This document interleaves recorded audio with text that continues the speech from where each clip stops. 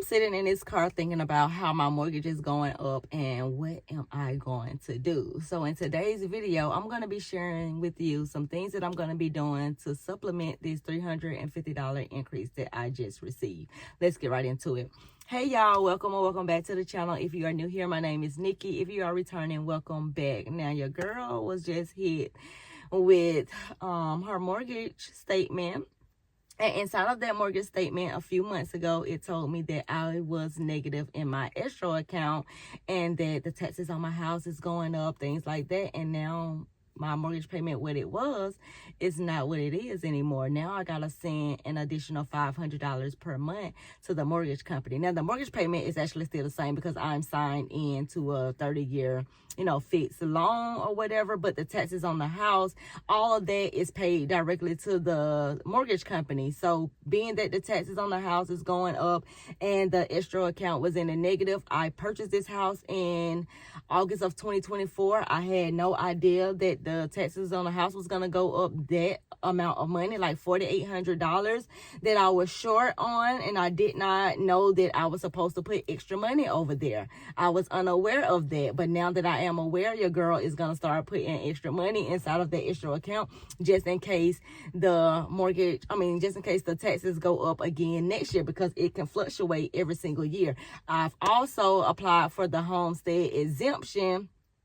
So hopefully that will help me out as well. I should hear something. The lady said I should hear something by June. So hopefully that will, come out okay, and the taxes on my house won't go up as much, or maybe it will stay the same. I'm not exactly sure how the tax exemption actually work with the homestead thing or whatever. I just heard that it's supposed to save you money on the taxes on your house, and being that I'm experiencing this $4,800 increases in the taxes, and I'm in a negative, and now I got to pay an additional $500 per month extra with the mortgage payment. I'm just sharing this information and passing it along and doing the things that I need to do in the background.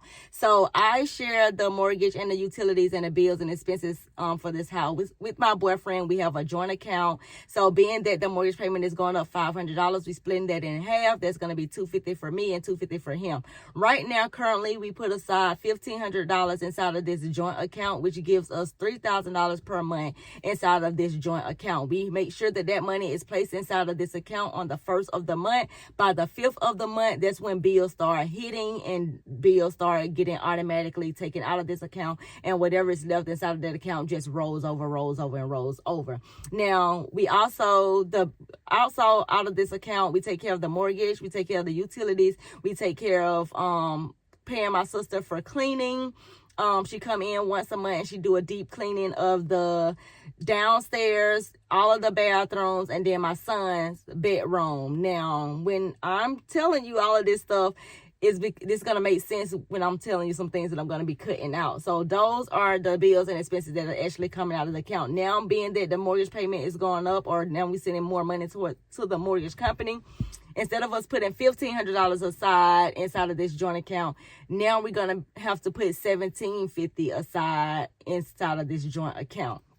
So for me, I also have my own regular bills and expenses, as well as my boyfriend. He has his own regular bills and expenses as well. So not only is the mortgage payment going up an additional $250 for me on my end, what I'm responsible for, but also life insurance went up $2. I was paying $11 for the longest, $11.50 for the longest, and now it has went up to $13 with no knowledge. I maybe it did come in the mail. Maybe I just did not look at it because I'm like, I got this stuff set up on automated draft. I typically don't necessarily look at statements that come in the mail because I have everything set up on automated draft. I don't need a statement in the mail.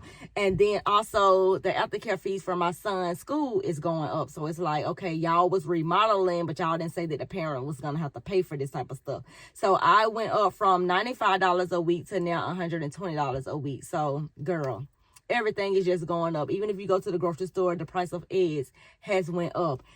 When you renew your lease on your rental property, that goes up every single year. So I know that y'all can kind of like relate to what I'm experiencing. Maybe not $350 worth, but I know you're like, girl, I'm making this income. My pay hasn't went up, although I am getting a pay raise this year. And then also they have finally worked out an agreement with our contract. So I'm going to be experiencing another increase in May. So thank God for that.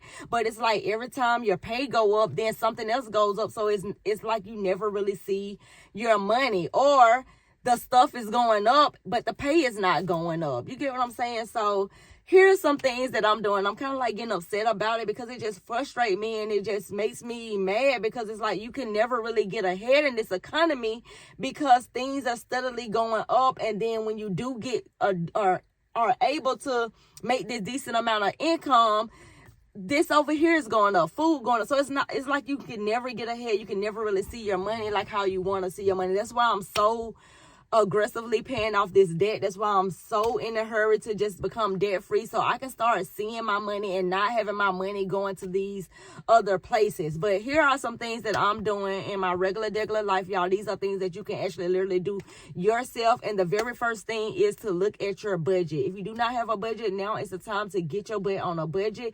Now it's the time for you to pick up my budget workbook. Now it's the time for you to pick up my budget spreadsheet. Write down your finances, seeing how much money you got coming in, seeing how much money you got going out, and what you have left over, because these bills and these expenses and these eggs and these companies, they are not playing with us. They do not want us to have no money left. So you need a plan. You need to see all of your income coming in, going out, and what you have remaining. And my budget workbook, my budget spreadsheet, all of that is going to do that for you. And how it did it for me is I was able to see how much money am I spending on gas every single month. And I was already budgeting $60 a week for gas. And I was seeing that I was only spending like $48 on gas, or I was spending like $51 on gas. So I told myself, you know what? Let's just opt in for $50 a week. You wasn't really hitting that $60 mark. You never really got close to the $60 mark. So let's drop it down to $50 a week, and let's just go for that. So that off the top is saving me $40 at least every single month. So now if we go to $350 and subtract the $40, the minimum that I will be saving every single month, now I'm getting it down to $310. The next thing that I looked at inside of my budget was the frappes. Y'all know that I go to the McDonald's every single day. Every time I drop off I'm not going to say every single day, because typically on Sundays, anytime that I'm at home, I'm not going out to no McDonald's. It's when I drop my son off of school, because it's a McDonald's right by his school, and I pass it every single day. So when I'm dropping him off at school, I typically stop for a frappe. I had just started giving myself $50 a month for frappes. However, I'm still going to be able to get the frappes. I'm just going to have to do it with my content creator money. Now, I do make money online. I am a content creator. I produce content, and I get paid for the content that I promote or post online. So I'm going to just have to take that out of my content creator money. Do I want to do that? No, because I'm using that money to take care of most of this debt. Do I want to take a $50 out and say, get the frappes? But it's like a either or type of thing. And for me right now, that's just how it's going to work. So $50 that I'm taking down, now I've gotten it down to $260. So we have went from trying to figure out how we're going to get an extra $350 to now we down to seeing how we're going to get an extra $260. I already cut out the frappes out of my budget and put that inside of my content creator money. Now, if you are a content creator as well, or if you are making additional streams of income, I would suggest you keeping your personal income separate from the income that you make online. Or if you're doing DoorDash or Instacart and Amazon Flex or those type of things, keep that money separate and do the same exact thing that I'm doing. Now, with my content creator money, if you go back and watch my video, you will see how I budget out my content creator money. I split it 4 ways. It's just easier for the math. 25% goes to taxes, because taxes is not taken out of that money. 25% goes to savings, because you just never know what may happen. And then also, I'm not planning on having this side hustle for long. I want to build a business out of this, and this is me saving money is gonna help me turn this side hustle into a business. And then another 25% goes to bills and expenses. My bills and expenses is only like $158, I think it is, with my content creation stuff. And then 25% goes, I'm gonna start paying myself that. Sometimes that's more than $50, sometimes that's less than $50. But also with that 25% that I'm paying myself, I'm also using that money to go out and buy stuff for the business as well. So if I'm doing a fashion video, I use some of that money to go out and buy outfits. If I'm using that money Now that I just said the frappes, things like that. And then also I'm using that money to pay off of debt. Most of it is mostly going towards the debt. I don't necessarily really like buy clothes every single month or buy things like that every single month, that type of stuff. Now, also in my personal budget, I was giving myself $100 per month just for fun, whatever I wanted to spend it on. If my friends was going to the Mexican restaurant, because that's typically what we like to do. We like to go to the Mexican restaurant and get us a margarita, honey. So instead of me doing $100 a month, I said I was going to drop it down to $75 a month. So that's taking off $25, and now we're down to trying to figure out how we gonna get an extra $235. And the only other thing that I saw in my budget how I could do this is by cutting out my sister coming to deep clean the house. So instead of me cutting her completely off, because I know she kind of like need this income and stuff like that, and you know she's trying to start her business up, things like that. So instead of me having her do my son's bedroom or whatever, he's 9 years old, he should be able to get up, you know, make up his own bed, clean up his stuff off the floor, vacuum, things like that, little easy stuff. I'm just gonna have her come in and do the bathrooms. Like, I don't know, it's like the bathrooms are like my pet peeves. I just hate cleaning up the bathroom, things like that. Now, I do the daily stuff, like, you know, when I got out of the shower, wipe it down, spray it down, clean it out and stuff like that with the coming and stuff. Also on my counters or whatever. So it's not like she coming in and just cleaning up a nasty house, because my house is not nasty at all. I really feel like she getting over on me, really. But instead of me probably paying her the $150 that I was once paying her, I can drop that down to like $100 if she just come in and just deep clean all of the bathroom, because she have it smelling so good in the bathrooms.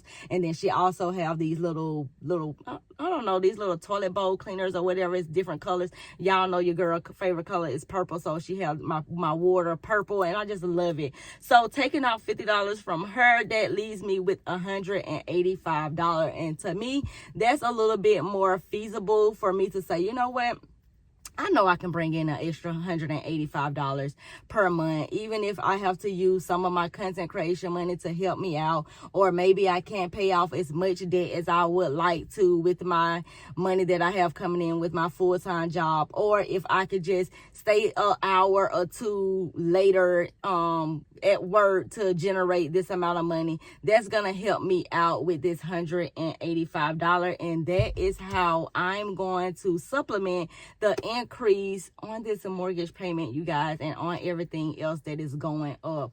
You let me know in the comments, are you experiencing the same thing that I am experiencing? Maybe this is just in Georgia, or maybe it's just me. I don't exactly know. And if you are, what are some things that you're going to be cutting out, or what are some things that you're going to be doing to supplement that amount of money? Let everybody know so we all can get on board, so we can try different things out. And yeah, that's all for this video, you guys. I will see you guys in the next one. Bye.